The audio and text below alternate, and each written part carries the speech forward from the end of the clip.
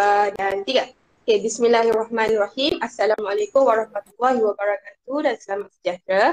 Terima kasih kepada para penonton pada malam ini kerana sudi untuk menyertai webinar anjuran kumpulan 8 bagi memenuhi keperluan subjek KPR 3012 seminar refleksi latihan mengajar.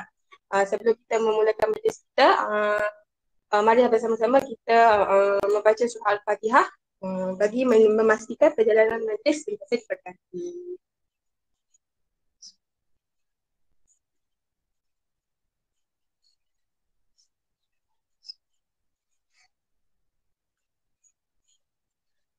Bersyukur kita kehadrat ilahi kerana dengan izin dan limpah kurnia daripadanya dapat kita bertemu dalam webinar bersama saya Nur Hadi Syahmi binti Muhammad Roslan sebagai moderator pada kali ini. Hadirin yang dirahmati Allah sekalian, sebelum saya memperkenalkan ahli-ahli panel kita pada malam ini, kita sedia maklum bukan sahaja negara kita, bahkan seluruh dunia telah menjadi sangat getir apabila wabak COVID-19 melanda. Seperti yang kita tahu, COVID-19 ini telah melanda kita daripada awal tahun 2020 sampai sekarang. Negara kita juga tidak terlepas daripada wabak ini sejak setahun lalu. Kedatangan wabak ini telah banyak mengubah norma kehidupan kita selepas kerajaan Malaysia mengisytiharkan Perintah Kawalan Pergerakan atau Pergerakan PKP yang bermula pada 18 Mac 2020. Jadi, apa yang menjadi tanda tanya di sini adalah bagaimana murid-murid menghadapi situasi pasca COVID di sekolah yang membawa kepada pelibatan mereka dalam kurikulum dan co-kurikulum di sekolah. Sesuai dengan tajuk webinar kita pada kali ini, tahap pelibatan murid dalam kurikulum dan co-kurikulum pasca COVID-19. Sebelum mengupas tajuk ini dengan lebih mendalam, terlebih dahulu saya ingin memperkenalkan kepada para penonton kepada 5 panel yang cukup khas bagi mengisi persoalan kita pada kali ini. Panel yang pertama merupakan wakil ibu bapa yang cukup khas pada malam ini. Apa khabar Puan Hidayah? Khabar baik. Okay, terima kasih kerana sudi meluangkan masa Puan bagi menjadi salah seorang panel kita pada malam ini. Panel yang kedua pula merupakan guru cemerlang sejarah daripada sekolah yang terkemuka di negeri Perak. Selamat datang Puan Atira. Hai, terima kasih jemput saya. Okey, untuk pengetahuan para penonton, Puan Atira ini merupakan guru yang cemerlang yang berjaya membuatkan pelajar SPM pada tahun 2019. Di sekolah beliau lulus 100% dalam subjek sejarah. Okey, untuk panel yang ketiga pula merupakan seorang guru sukan. Apa khabar Encik Nazrul? Alhamdulillah, khabar baik. Selamat malam semua. Terima kasih kerana sudi hadir untuk menjadi salah seorang panel pada malam ini. Okey, panel yang keempat pula merupakan pengetua di salah sebuah sekolah cemerlang di negeri Selangor. Apa khabar Encik Najmi? Sihat ke? Alhamdulillah sihat. Okey, untuk panel yang terakhir pula, Puan Fatin. Apa khabar Puan? Khabar baik, terima kasih. Okey, untuk pengetahuan para penonton juga, Puan Fatin merupakan seorang kaunselor bebas dan kerap melakukan seminar di banyak sekolah. Okey, jadi kita amat bertuah kerana Puan Fatin sudi meluangkan masa dia untuk kita pada malam ini. Okey, tanpa membuang masa lagi, ayo kita mulakan webinar kita pada malam ini untuk sesi yang pertama. Kita bakal mendengar kesemua ahli panel membahaskan isu utama kita iaitu tahap penglibatan murid dalam kurikulum dan co-kurikulum pasca COVID. Kita mulakan dengan panel yang pertama iaitu Puan Hidayah. Baiklah Puan, okey. Kita sedia maklum yang sepanjang COVID-19 yang lepas, anak-anak hanya terlibat dengan kelas atas talian. Jadi bagaimana penerimaan anak-anak ini selepas COVID ini melanda di mana mereka perlu untuk kembali ke sekolah seperti biasa.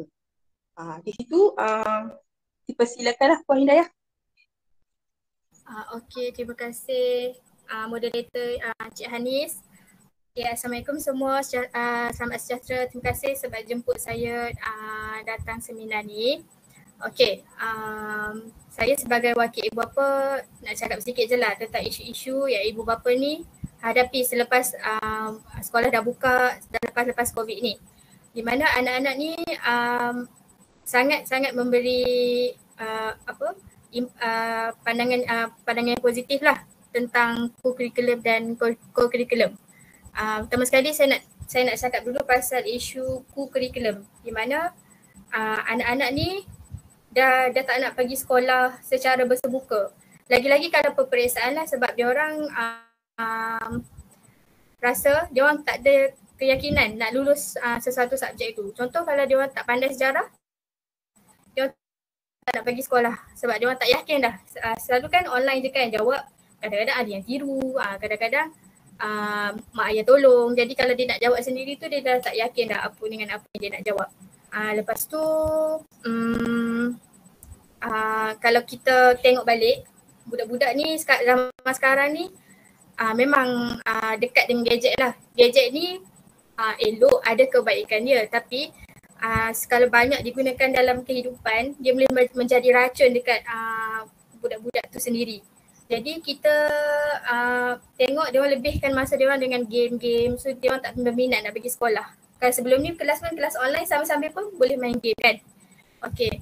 Kalau dari segi kurikulum pula yang belah-belah sukan ni, saya tengok anak saya sendiri pun pernah komplain dekat saya. Dia cakap, mama saya tak nak pergi sekolah lah hari ni. Hari ni ada merentas desa. Dia cakap, abang dah gemuk, kawan-kawan abang semua dah kutuk-kutuk abang-abang gemuk.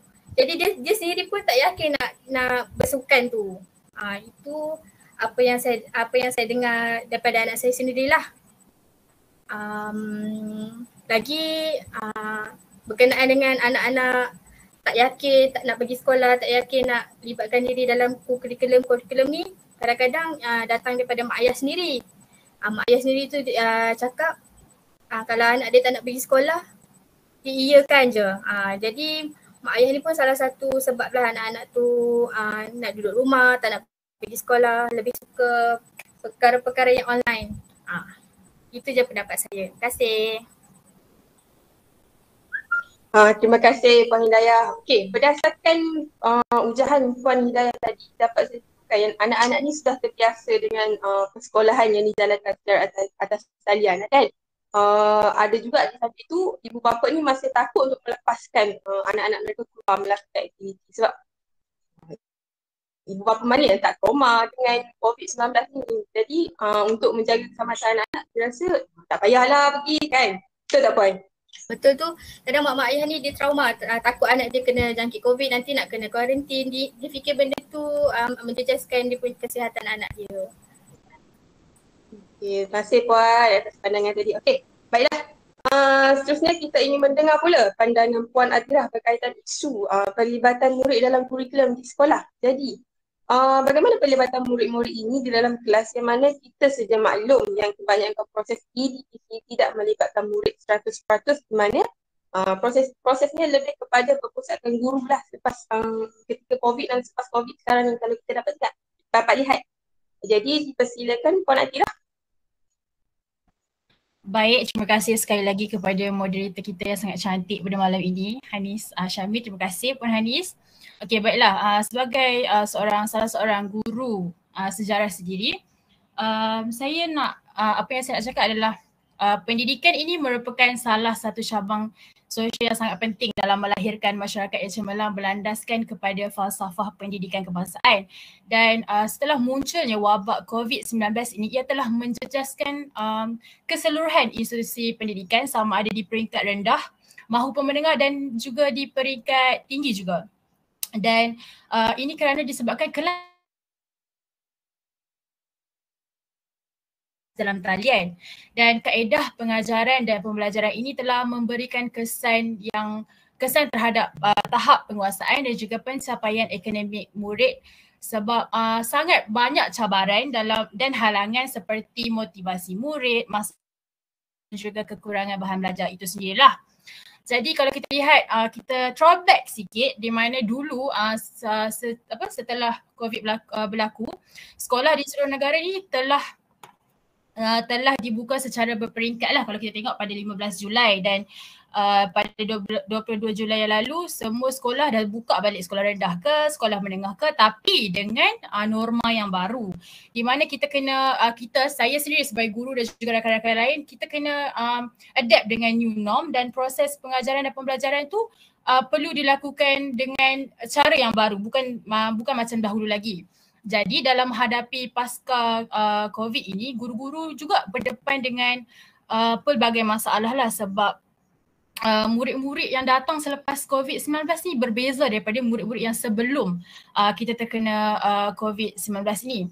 Jadi gaya kepimpinan, pelaksanaan tugas guru-guru juga turut memerlukan perubahan yang sangat drastik di luar jangkaan pemikiran biasa dengan sebab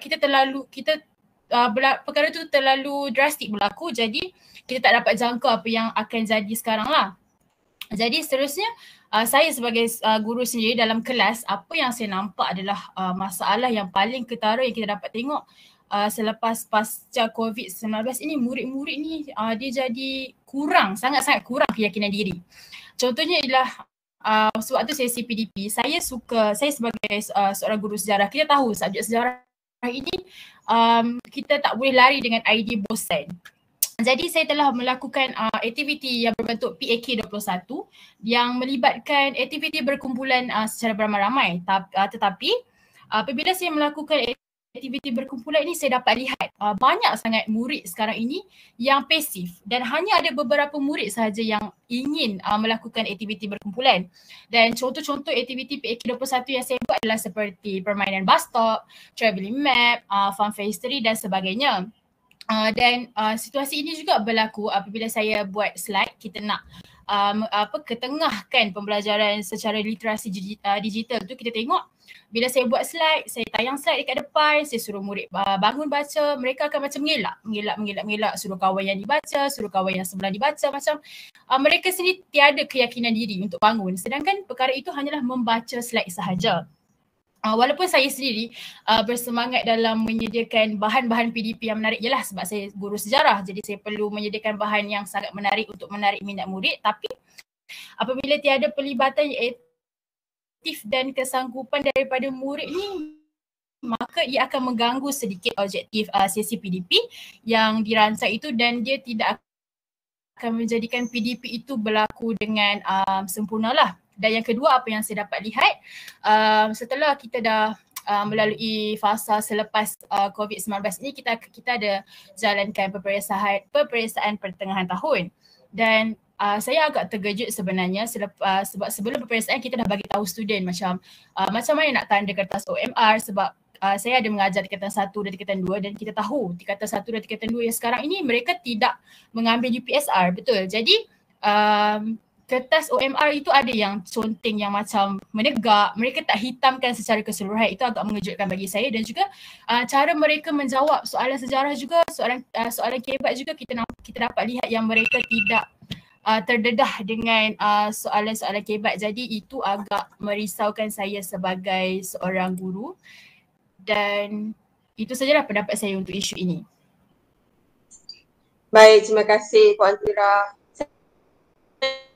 Saya setuju yang pada COVID-19 ni melanda, banyak cabaran dan halangan yang terpaksa ditempuh baik dari pihak pendidik iaitu guru itu sendiri maupun murid. Dari segi pendidik pula, memang ada sejumlah pendidik yang dah melaksanakan sebagai aktiviti, namun penerimaan murid tu yang menjadi permasalahan. Betul tak Puan? Ya, tepat sekali saudari moderator kita. Okey, seterusnya kita beralih tak kepada kurikulum. Di mana kita sudah maklum ya Cik Nazrul, sepanjang perintah kawalan dilaksanakan, murid-murid ini tidak terdedah kepada aktiviti fizikal yang melibatkan sukan. Ada juga yang saya terbaca kat dalam akhbar sendirilah, iaitu sinar robik pun dilaksanakan di depan komputer ataupun telefon.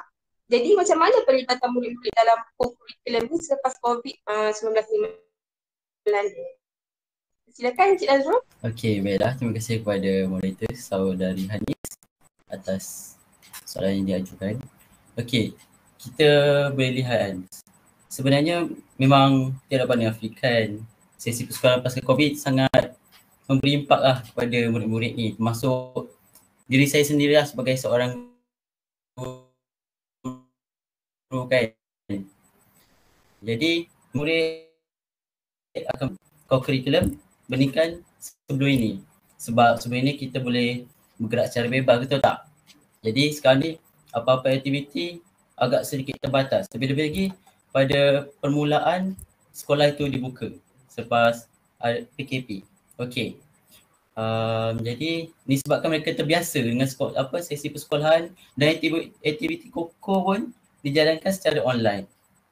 Jadi tak melibatkan aktiviti fizikal kan. Jadi setakat isi link kehadiran untuk menunjukkan murid-murid tu melibatkan diri dalam aktiviti sukar, permainan, kelab semua tu.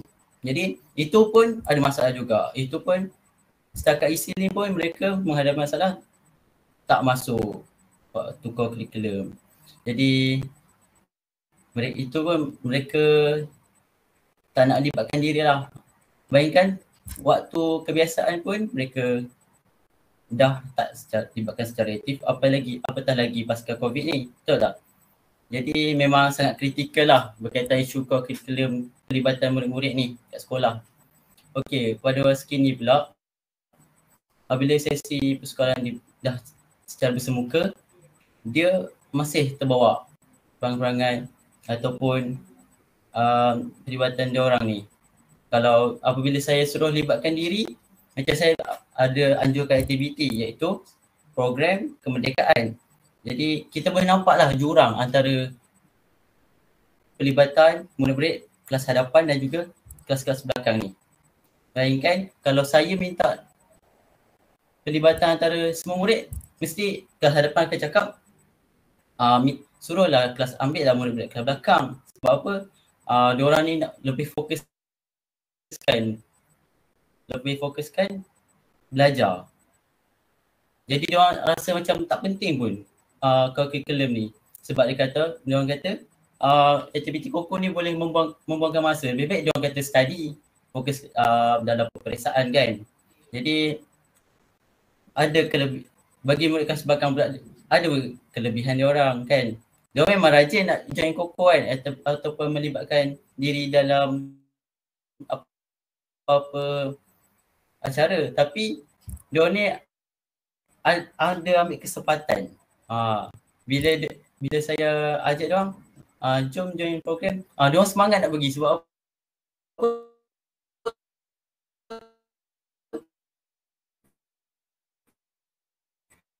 Ataupun diorang ni lebih banyak melibatkan aktiviti luar, jadi boleh tertinggal pula dalam pendidikan. Manakala itu saya dapat simpulkan lah, memang banyaklah berlaku masalah dalam kalangan murid ni dalam aspek kurikulum dan co-kurikulum. Sebab kita kena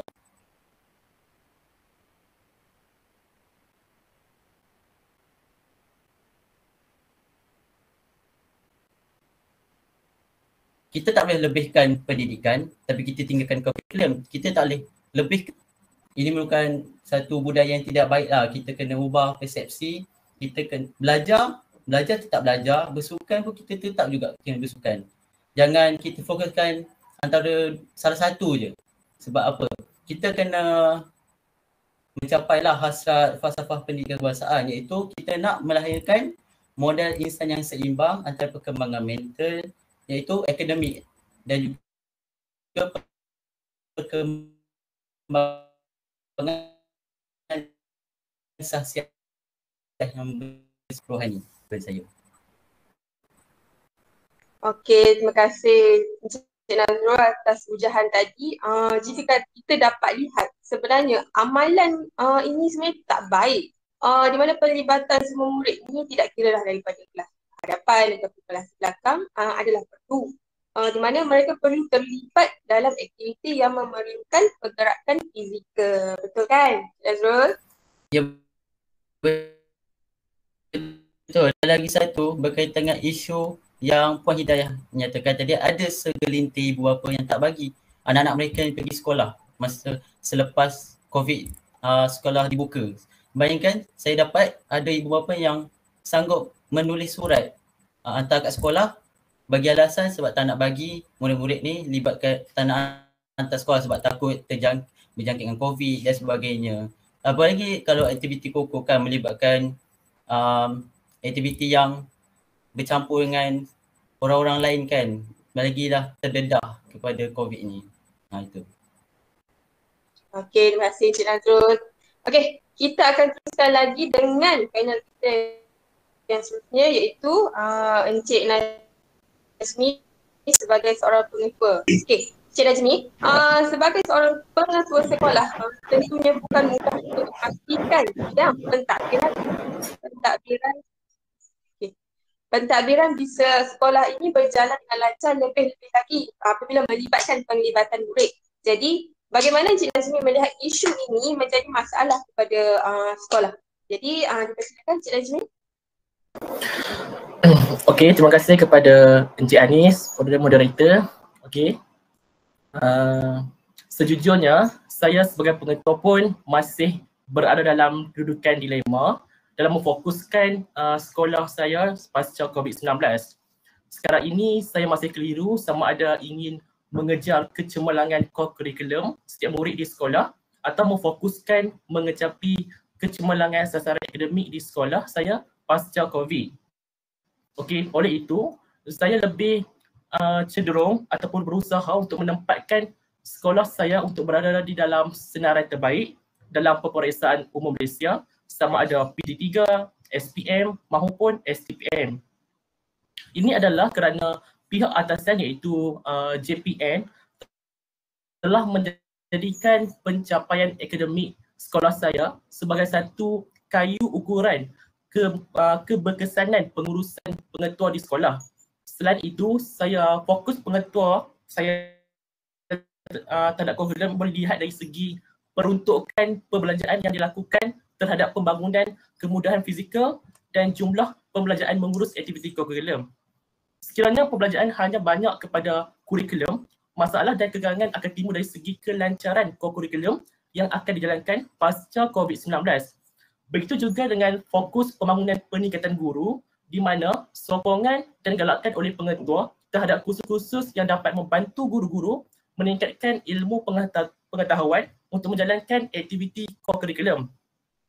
Okey, kita sudah maklum bahawa seperti mana kurikulum, gerak kerja kurikulum juga mempunyai peranan dalam pembentukan perkembangan jasmani dan rohani pelajar. Oleh demikian, kurikulum sekolah juga seharusnya dapat dititik beratkan oleh sekolah-sekolah. Apa yang jelas pada masa ini pasca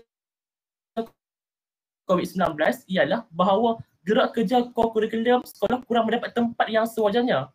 Tambahan pula, maka kurikulum ini digunakan oleh KPM untuk memilih murid ke institusi pengajian tinggi awam. Sekiranya markah mereka ini adalah rendah, akan mempengaruhi majikan dalam sektor awam dan sektor swasta untuk mereka bekerja pada masa akan datang. Jadi, aktiviti kurikulum ini sangat penting kepada murid kerana aktiviti kurikulum ini didapati mempengaruhi yang positif terhadap sekolah dan psikologi pelajar serta perkembangan positif terhadap kemenjadian murid. Sekolah yang tidak memberi ketegasan yang sewajarnya bagi mengimbangkan antara kepentingan gerak kerja kurikulum dengan kurikulum dan kurang pula menekankan tentang penyertaan menyeluruh pelajar-pelajar di dalam gerak kerja tersebut boleh menyebabkan pendidikan menyeluruh tidak dapat dicapai. Sekian, terima kasih. Okey, baiklah. Terima kasih Encik Najmi selaku wakil pengetua kita. Okey, dapat saya uruskan bahawa gerak kerja yang baik daripada bahagian kurikulum sendiri dan kurikulum perlu aktif bagi menarik murid untuk terlibat dengan aktiviti yang diajukan. Okey, baiklah kita teruskan dengan panel kita terakhir bagi sesi yang pertama. Baiklah Puan Fatin. Selaku kaunselor bebas, pernah tak Puan Fatin terlibat dengan kes yang melibatkan murid-murid tidak ikut sekolah ataupun murid ni tidak gemar untuk menyertai aktiviti di sekolah? Jadi apa pandangan Fatin berkaitan dengan perkara isu? Silakan. Okey, baik, terima kasih saya ucapkan kepada moderator kita Puan Hanis. Terima kasih kerana sudi menjemput saya ke webinar tahap penglibatan murid dalam kurikulum dan kokurikulum pasca COVID-19. Okey, untuk menjawab soalan yang diajukan oleh Puan Moderator, sebenarnya terdapat ibu bapa yang mengadu kepada saya, mereka yang tidak berminat untuk ke sekolah setelah sekolah tu dibuka semula selepas negara kita dilanda pandemik COVID-19. Terdapat juga murid yang telah membuat aduan kepada saya mengenai isu mental mereka Seperti yang kita tahu, murid-murid telah menjalankan pembelajaran secara dalam talian atau pembelajaran dan pengajaran di rumah PDPR Serakan atau PKP yang telah berkuat kuasa pada 18 Mac 2020. Oleh itu, PKP ini telah memberikan kesan yang besar terutamanya dalam sektor pendidikan negara kita. Baik, berdasarkan kajian yang telah dijalankan oleh Tabung Kanak-Kanak Pertubuhan Bangsa-Bangsa Bersatu ataupun UNICEF dan juga Tabung Kependudukan Pertubuhan Bangsa-Bangsa Bersatu atau UNFPA telah mendedahkan peratusan murid menengah atas yang tidak hadir ke sekolah agak membimbangkan buka semula selepas tamatnya PKP. Walaupun murid ni hadir ke sekolah, sebilangan besar daripada mereka hilang semangat dan minat untuk belajar selepas PKP. Berdasarkan yang dijalankan mengatakan bahawa mereka tidak berminat untuk belajar selepas sekolah dibuka semula.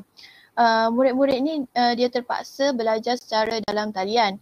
Pembelajaran secara dalam talian yang dijalankan secara tiba-tiba ni telah memberikan kesan yang besar kepada murid-murid memandangkan mereka ni tidak bersedia untuk menjalankan pembelajaran secara dalam talian. Mereka tidak mendapat pendidikan secara formal memandangkan pembelajaran dilaksanakan secara dalam talian. Oleh itu, komunikasi antara guru dan murid juga terhad telah menyebabkan murid kurang berminat akan pembelajaran.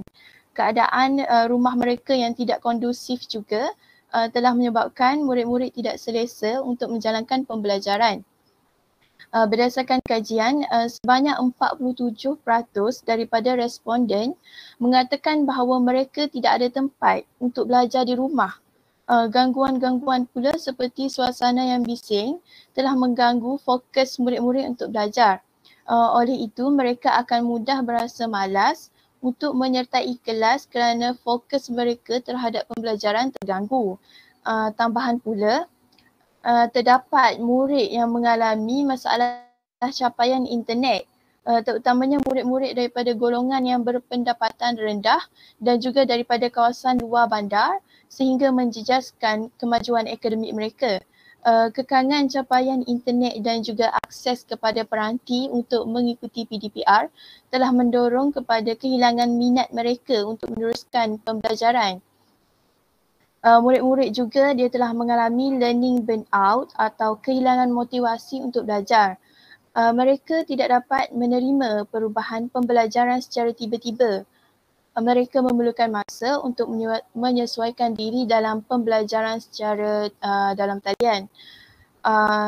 Jadi mereka ni telah mengalami stres, kekurangan interaksi sosial, ketidakstabilan emosi dan juga masalah mengawal tingkah laku telah menyebabkan kesihatan mental mereka terjejas.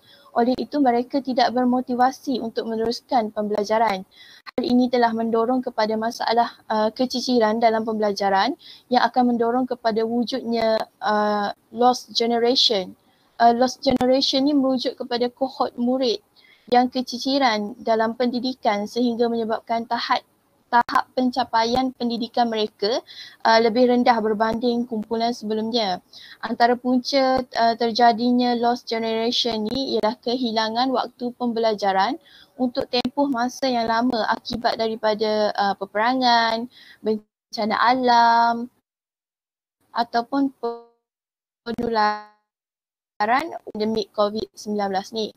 Dari segi fizikal pula boleh kita katakan bahawa murid-murid ni kurang cergas memandangkan mereka duduk saja di rumah tanpa melaksanakan aktiviti fizikal. Oleh itu dapat saya simpulkan bahawa faktor-faktor ini telah mendorong kepada kehilangan minat dan juga motivasi murid untuk ke sekolah setelah sekolah dibuka semula. Itu saja daripada saya, kembali kepada Puan Moderator. Okay, terima kasih Puan Fatin atas pandangan tadi. Dapat saya simpulkan yang COVID ni sendiri telah memberi bantuan terhadap mereka untuk melibatkan diri dalam program dan kurikulum 19 ni. Pelajar tak seronok sebenarnya nak sebabkan keadaan yang dah terbiasa dengan keadaan ini. Okey, baiklah saya yang pertama. Jadi, saya ingin mengingatkan kepada para penonton untuk jika ada sebarang soalan yang ingin dikemukakan, bolehlah ditulis dekat ruangan chat. Saya akan bacakan ketika sesi soal jawab nanti. Okey, baiklah. Kita teruskan lagi dengan sesi yang kedua, iaitu sesi cadangan bagi menangani isu ini. Tanpa membuang masa lagi, persilakan Puan Hidayah iaitu wakil ibu bapa bagi mengemukakan cadangan puan. Okey, dipersilakan Puan Hidayah. Okey, terima kasih. Okey, bagi wakil ibu bapa lah saya nak cadangkan di mana cadangan daripada pihak ibu bapa di mana ibu bapa sendiri yang jadi pendorong kepada anak-anak mereka untuk pergi ke sekolah. Dengan anak-anak ni kita tak payah tegas, tak payah nak marah-marah, tapi kita guna pendekatan untuk anak-anak yang tak nak pergi sekolah ni, kita guna pendekatan dengan memujuk, bagi hadiah ke, bagi ganjaran. Jika anak-anak kita ni dapat keputusan baik, mereka dapat dia pun menang masuk program sukan ke, ni boleh menggalakkan mereka pergi sekolah, join sukan. Tak perlu yang teruk-teruk, tak perlu yang macam nak habis banyak, tapi at least mereka nampak mereka tu dihargai.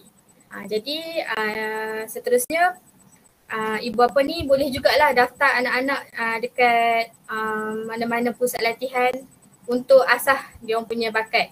Kalau anak ni suka main bola, kita hantarlah petang-petang pergi padang main bola. Kita tarik dia orang punya minat untuk join dia apa yang mereka minat. Lepas tu kalau yang siapa yang suka belajar tu, kita hantarlah dia orang pergi tuition ke, tak perlu yang macam lebih kepada kita yang nak suruh dia orang buat, tapi kita ikut apa yang dia orang nak. Okey. Lagi-lagi bila kita tengok bila kita tengok kejayaan mereka, apa yang mereka buat lepas dia orang dah jalani latihan, dia orang dah tak rasa rendah diri dengan apa yang sebelum ni orang cakap dia orang gemuk ke apa ke, tapi dengan kejayaan yang mereka dapat, kuranglah rasa rendah diri dan bersemangatlah nak join aktiviti co-curriculum dengan aktiviti co-curriculum. Okey, akhir sekali sebagai ibu bapa kita didoronglah untuk dapatkan khidmat kaunseling. Kita tak mampu nak teruk sangat dah, tak mampu nak tangani masalah anak ni. Jadi kita boleh tanya khidmat kaunseling lah macam mana kita nak nasihat anak kita untuk naikkan balik keyakinan mereka dalam masalah pembelajaran atau masalah co-curriculum.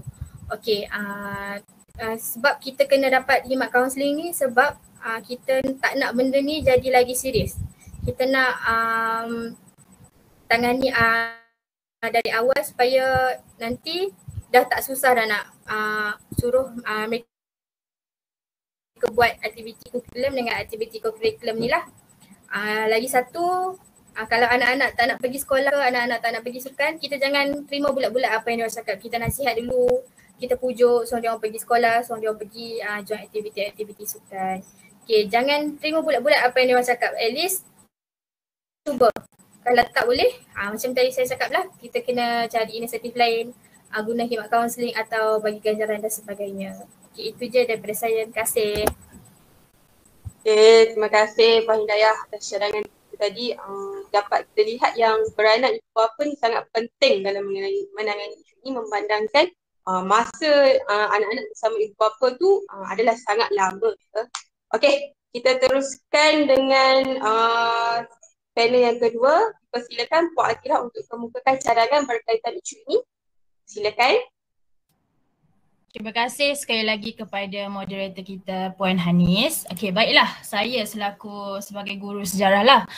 Bagi saya, pada pendapat saya adalah dengan menambahkan jumlah bengkel dan juga pembinaan bahan digital yang lebih inovatif, bagi memudahkan proses PDP itu berjalan secara lancar dan dapat mencapai perkembangan dan dunia pendidikan itu setaraf dengan peringkat global. Maksudnya guru itu sendiri perlu menguasai penggunaan ICT, di mana kita dapat lihat murid-murid sekarang ni mereka lebih berminat kalau kita guna ICT. Sebagai contoh di set induksi di permulaan sesi PDP, kita tunjukkan video. Macam saya sendiri, saya mengajar sejarah, saya tunjuk dulu video berkaitan contoh Kesultanan Melayu Melaka. Kita tunjuk dulu secara ringkas video. Lepas kita tunjuk video tu, kita tanya pula soalan dan seterusnya kita gunakan slide dan juga menggunakan pelbagai permainan digital lah, berbanding kita hanya menggunakan pengajaran itu yang berpusatkan guru, tetapi kita menggunakan pembelajaran yang berpusatkan murid. Dan yang kedua adalah cadangan saya adalah daripada segi ganjaran lah, di mana murid-murid sekarang ni kita tahu yang mereka tidak mempunyai motivasi yang kuat, dan jadi kita sebagai guru kita perlu menyediakan ganjaran. Macam mana apakah bentuk ganjaran itu? Contohnya kita dah mengenal pasti kebaikan dan kelebihan murid ini. Jadi kita nak mereka yakin dengan apa yang mereka buat, jadi kita bagi hadiah. Contohnya kita bagi hadiah itu dalam berbentuk coklat ke, makanan ke dan sebagainya. Dan selain itu, pada pendapat saya menjadi seorang guru ini sangat penting untuk kita memberikan pujian kepada murid-murid. Contohlah, sebagai contoh, kalau murid tu dia angkat tangan nak baca slide yang kat depan, ataupun dia berani untuk jawab soalan saya yang selaku guru bertanya. Jadi selepas mereka jawab tu, kita puji, awak sangat bagus, sangat berani, terima kasih. Macam kita menghargai, kita tunjuk yang kita menghargai murid itu. Jadi bila kehadapan nanti di kelas-kelas yang seterusnya, murid itu sendiri dia macam, oh cikgu hargai aku sebelum ni, jadi aku nak lagi jawab. Jangan sebagai guru ni kita tak boleh kedekut lah dengan pujian, kita tak boleh kedekut dengan memberikan ganjaran. Dan juga apabila kita bagi ganjaran ataupun pujian, murid-murid ini dia akan mula untuk rasa bersaing, rasa persaingan antara satu sama lain itu akan wujud. Jadi perkara ini baguslah untuk sesi PDP itu. Jadi sesi PDP yang dijalankan itu akan lebih menarik dan juga akan berlaku komunikasi dua hala antara murid dan juga guru. Yang ketiga adalah bagi saya, kita sebagai guru ini perlu mengambil beratlah, di mana pelajar ini akan memberikan respon yang sangat positif terhadap guru kalau guru ni ambil berat mengenai diri mereka ataupun masalah yang mereka hadapi. Sebab yalah, sebagai seorang manusia, kita memahami itu adalah lebih baik daripada kita menghukum. Jadi ada ketika yang saya sebagai guru, kita perlu berceritalah tentang pengalaman sendiri. Kita pun pernah sekolah juga dan kita share lah pengalaman tu dengan student untuk student faham. Dan kita buatkan yang student ni rasa dekat dengan kita. Jadi proses PDP tu akan berlaku dengan lancar. Dan yang terakhir adalah daripada penlibatan pelajar itu sendiri, di mana salah satu kunci motivasi diri ini ialah dengan pelibatan aktif murid itu sendiri dalam pembelajaran. Jadi guru ini, saya sendiri perlu memainkan peranan yang sangat-sangat penting untuk merangsang murid-murid ini untuk terlibat dengan aktiviti yang saya buat. Contoh, kalau saya buat aktiviti perbincangan, saya nak student saya semua berbincang sekali. Macam kita jangan, tak boleh macam itu. Maknanya sebagai guru kita kena layan semua murid dengan sama rata. Dan tak kisahlah aktiviti itu dalam kelas ke ataupun di luar kelas. Dan bila kita layan sama rata, kita libatkan semua pelajar, mereka akan lebih bermotivasi dan mereka akan rasa yang diri mereka ini diperlukan. Mereka akan rasa diri mereka itu penting. Jadi mereka akan semangatlah untuk belajar dan juga berjaya. Jadi pada pandangan saya, itu sahaja untuk penyelesaian untuk meningkatkan keyakinan murid-murid selepas sahaja COVID-19 ini. Itu sahaja daripada saya, moderator. Baik, terima kasih Puan Atira atas cadangan yang diberikan. Daripada cadangan Puan Atira itu tadi, sangat jelas dan sebenarnya peranan guru dalam bilik darjah memainkan peranan yang penting dalam memastikan murid ini terlibat dengan aktiviti dalam kelas. Maknanya Puan lebih kemakan penggunaan PAK 21, sistem penghargaan, mana murid-murid ini akan rasa seronok belajar. Kan, betul Puan? Ya, betul sekali moderator kita. Okey. Kita teruskan lagi dengan cadangan daripada Cikgu Sukanta. Okey, Encik Nazrul. Persilakan untuk mengemukakan cadangan. Okey, baiklah. Terima kasih lagi sekali kepada moderator kita. Okey, sedia malam kita tahulah banyak masalah yang dikemukakan. Yang tadi kan kita pada sesi pertama berkaitan dengan salah. Sekarang kita akan utarakan cadangan. Jadi saya rasa saya sebagai cikgu sukan ni merasakan inisiatif perlu disanakanlah untuk mengatasi isu-isu yang berbangkit kan dalam masalah kurikulum. Murid tak nak sertai kurikulum, iaitu guru sendiri perlu bertindak lebih tegas kepada murid-murid ni. Macam kalau budak-budak ni kalau tak nak join koko, kita kena catat nama pelajar ni supaya diorang rasa kalau tak datang koko ni satu benda kesalahan yang besar. Jadi diorang akan rasa lebih takut dan rasa nak join koko tu. Lepas tu ini maksud kita perlulah menghantar, kita perlu libatkan ramai pelajar ke peringkat, kita bukan setakat nak libatkan koko ni dalam peringkat sekolah je, malah kita boleh libatkan dalam peringkat lebih tinggi lagi. Jadi mereka ni secara tak langsung mereka berasa lebih berminat nak join core curriculum ni.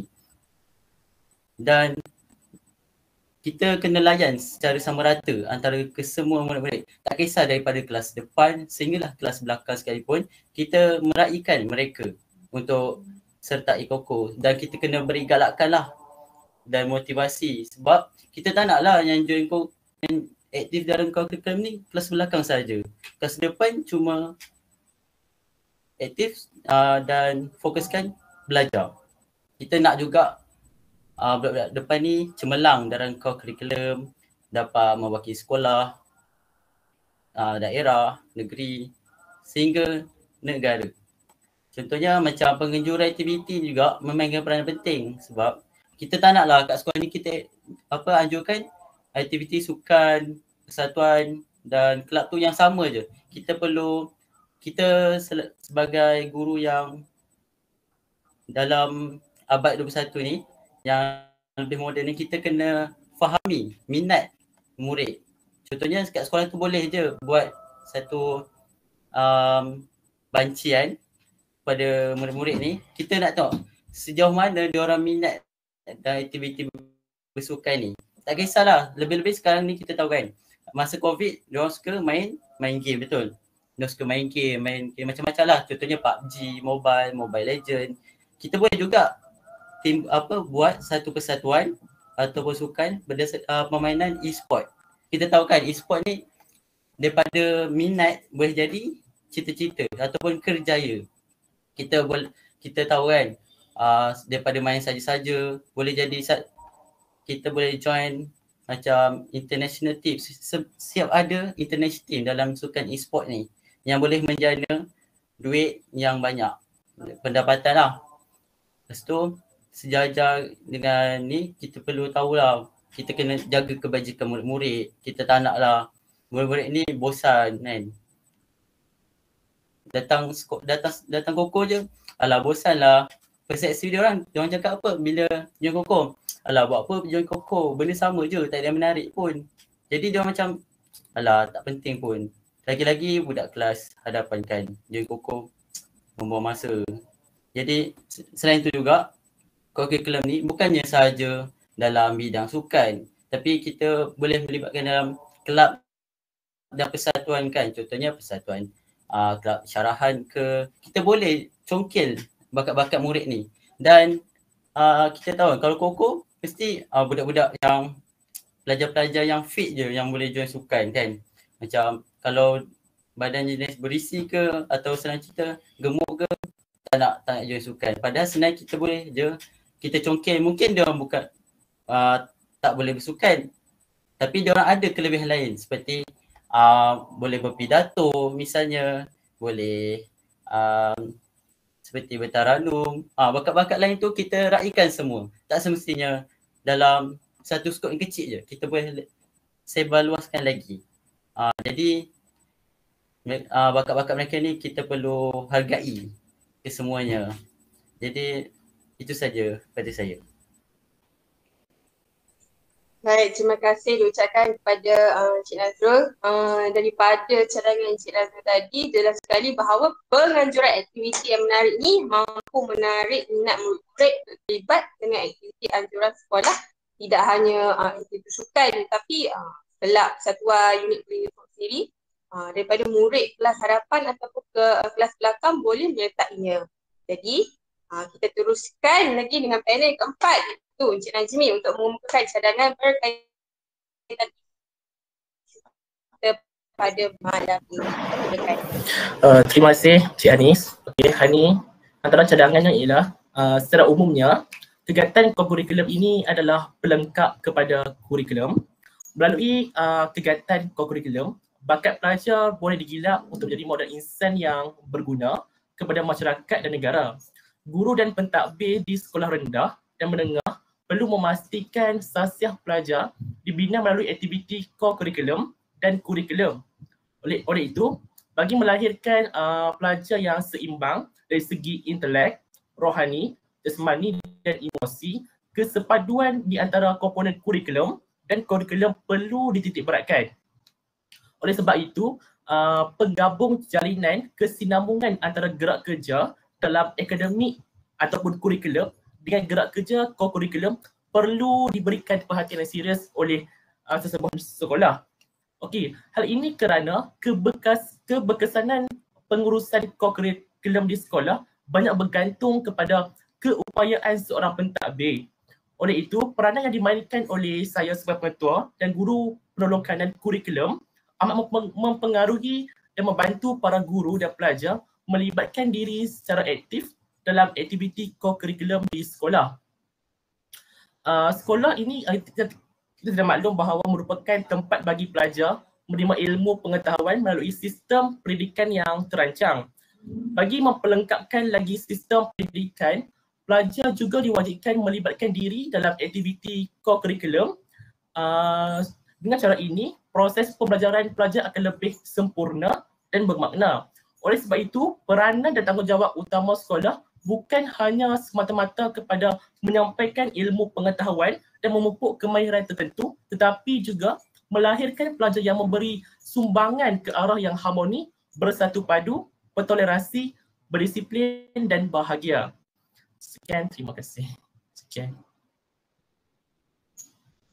Okay, terima kasih kepada Encik Nazmi selaku wakil pengumpul kita. Okay, berdasarkan cadangan pengumpul tadi, jelas sekali bahawa peranan dan tanggungjawab utama sekolah ni bukan semata-mata kepada menyampaikan ilmu pengetahuan, malah untuk mencukil bakat lagi murid-murid bagi melahirkan murid yang mampu memberikan sumbangan kepada sekolah, dalam kata lain murid yang holistik. Jadi akhir sekali kita dengar pula cadangan daripada Puan Fatin berkenaan isu ini. Persilakan Puan. Baik, terima kasih sekali lagi saya ucapkan kepada Puan Moderator.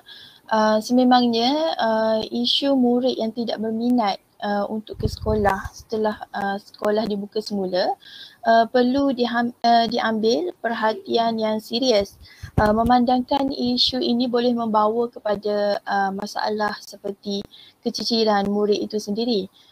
Seperti yang kita tahu, pelaksanaan PKP sebagai alternatif untuk menyekat penularan COVID-19 secara besar-besaran telah menimbulkan kesan psikologi, sosial dan juga emosi dalam kalangan murid-murid.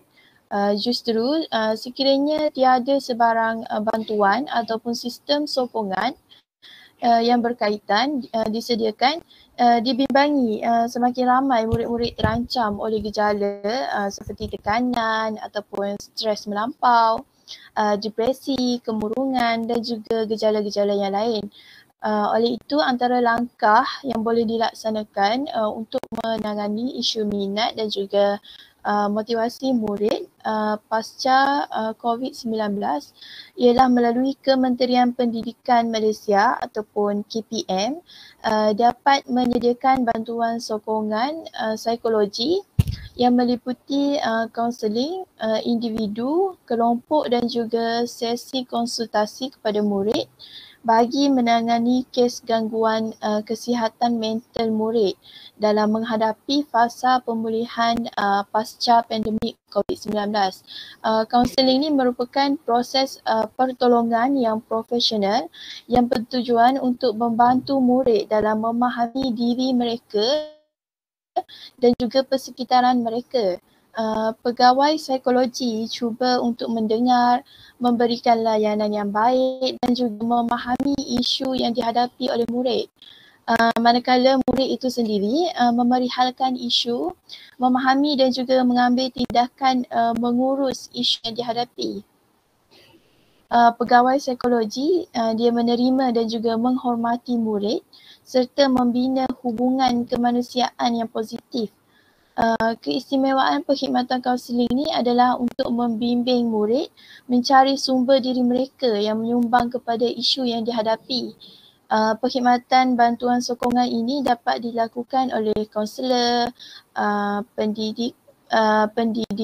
kaunselor pendidikan serta guru bimbingan dan juga kaunseling yang profesional membabitkan Jabatan Pendidikan Negeri, Pejabat Pendidikan Daerah dan juga semua institusi pendidikan KPM. Perkhidmatan tersebut dapat dijalankan secara bersemuka maupun dalam talian. Selain daripada itu, bantuan asas psikologi atau lebih dikenali sebagai Psychological First Aid atau PFA yang merupakan satu sistem sokongan psikososial awal dan juga praktikal yang disediakan di tengah kemelut krisis yang melanda masyarakat. Krisis merupakan satu peristiwa yang tidak diduga yang terjadi dalam skala besar seperti pandemik COVID-19 yang sedang melanda seluruh dunia pada masa kini. PFA didapati efektif bagi meminimalkan impak psikososial yang meliputi kesan fizikal, sosial dan juga emosi kepada murid yang mengalaminya. Sebelum kaunseling dapat dilaksanakan, PFA ni menggunakan strategi lihat, dengar dan hubung ataupun look, listen and link bagi menyediakan ilmu dan juga kemahiran berstruktur kepada pengamal untuk menyediakan sokongan emosi secara memfokuskan kepada keperluan murid yang paling asas, sangat segera dan juga terpenting pada ketika dan semasa itu. PFA ni dia memfokuskan kepada 5 elemen asas bagi perubahan murid, iaitu keselamatan, ketenangan, keterhubungan, efeksi diri dan juga pengharapan. PFA ni bukannya sesi kaunseling atau intervensi psikiatri, namun ianya berasaskan kepada konsep bahawa murid berupaya membina harapan positif setelah mereka diberikan ruang untuk difahami dan didengari. Okey, di sini dapat saya simpulkan bahawa terdapat pelbagai cara dalam menangani isu minat dan juga motivasi murid ke sekolah selepas sekolah dibuka semula, terutamanya melalui kaunseling. Saya serahkan kepada Puan Moderator. Terima kasih. Baik, terima kasih Puan Fatin atas cadangan yang itu tadi. Okey. Setelah berakhirnya cadangan daripada Puan Fatin tu, sesi kedua kita sudah tamat. Jadi, kita akan teruskan kepada sesi soal jawab. Okey, kita tengok dulu soalan ni kan. Okey, soalan yang pertama. Okey, adakah penggunaan inovasi ataupun BBM menarik wajar untuk digunakan kepada murid untuk menarik minat mereka untuk terus belajar? Saya rasa soalan ini ditujukan khas untuk Puan Atira. Silakan Puan.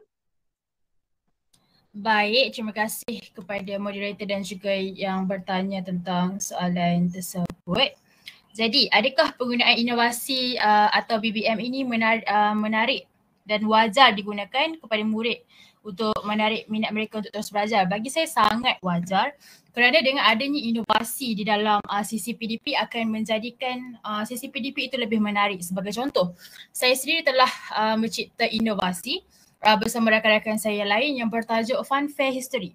Di mana Faham Phase 3 ni kita akan ada 5 peringkat permainan. Jadi dalam 5 peringkat permainan ni dia akan mula dengan aras yang rendah hingga ke aras yang lebih tinggi. Jadi murid-murid akan, kalau murid-murid tu rasa kumpulan tu nak jawab aras rendah dulu, mereka akan jawab aras rendah dulu. Yang mana yang berani untuk sahut cabaran, mereka akan pergi ke peringkat yang lebih tinggi. Jadi kita tahu sejarah itu sendiri susah sebenarnya untuk kita nak hafal fakta kalau ia hanya kita belajar berpusatkan guru. Jadi dengan adanya inovasi-inovasi ini, murid-murid mereka belajar dan sambil bermain. Jadi bagi saya sangat-sangat wajar untuk guru itu menggunakan inovasi dalam sesi PDP. Itu saja daripada saya. Terima kasih moderator. Baik, terima kasih Puan Atira. Okey, soalan yang kedua. Wajarkah hukum yang bersifat e-games diterapkan dalam kalangan murid pasca COVID ini sebagai tarikan untuk aktif dalam bidang kurikulum? Saya rasa soalan ini adalah untuk Encik Nazrul sebagai jurusukan kita pada malam ini. Silakan. Baiklah. Okey. Wajarkah kurikulum bersifat e-game? Selanjutnya kita wujudkan macam cadangan tadi lah, wujudkan kurikulum bersifat sukan, e-sukan kan? Atau yang kita tahu sekarang macam kita ketengahkan macam daripada mereka main saja-saja pada sukan yang diiktiraf. Sebab kita tahu sebelum ni main game semasa COVID, kerap main game. Murid-murid ni main game kalau daripada awal pagi sampai tengah pagi dia main game. Tak berhenti-berhenti. Dah cas telefon, sambil cas, dah habis bateri, cas lagi. Tengok kesungguhan dia orang main game ni. Memang dia orang ni, kemahuan dia orang main game ni memang sangat ketara lah. Jadi kita dapat lihat lah, situ kita boleh timbulkan daripada benda yang saja main jadi yang kerjaya lah.